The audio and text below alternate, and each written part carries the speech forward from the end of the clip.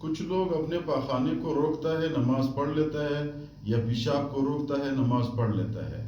اس کو پیشاب آیا ہوا ہے یا پاخانہ آیا ہوا ہے، کہتے ہیں ابھی وضو مشکل ہے، چلو نماز پڑھ لیتے ہیں، پھر اس کے بعد اپنا وضو کی تیاری کر لیتے ہیں، پاخانے کی تیاری کر لیتے ہیں. کیا اس کے ساتھ نماز جائز ہے یا نہیں؟ یہ ایک اہم مسئلہ ہے، اس مسئلے کو سیکھنا چاہیے میرے بھائیوں. یہ اکثر ساتھی اس طرح کرتے ہیں. انسان ہے، انسان کے پاس کبھی کبھی انسان کو ایسے حالات آ جاتی ہے. تو مسئلہ یہ ہے کہ پاخانہ اگر انسان کو آ گیا اور اس کو نماز پڑھنے میں اس کی سوچ، اس کی دماغ، اس کے دل پاخانے میں ہے، انسان کو یہ بات سمجھ آ جاتی ہے کہ میں کیا کہتا ہوں، کہ اگر وہ اس سے اتنا تنگ ہے، اتنا سخت آیا ہوا ہے کہ کبھی ایسا حرکت کرتا ہے، کبھی ایسا حرکت کرتا ہے، ہم لوگوں کو دیکھتے ہیں، تو پھر اس صورت میں نماز پڑھنا مکروہ تحریمی ہے.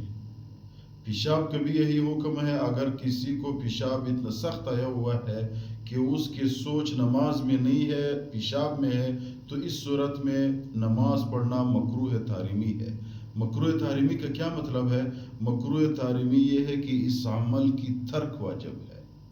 اس شخص پہ یہ لازم ہے، اس پہ واجب ہے کہ پہلے پاخانہ کرے، پہلے اپنا پیشاب کرے، پھر اس کے بعد نیا وضو بنائے، پھر آ جائے نماز میں شریک ہو جائے.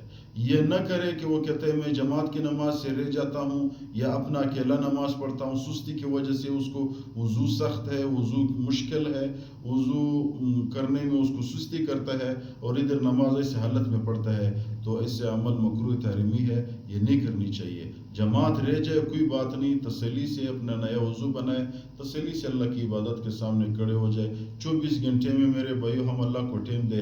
انسان کے لیے مناسب یہ ہے کہ پہلی تیاری کرے.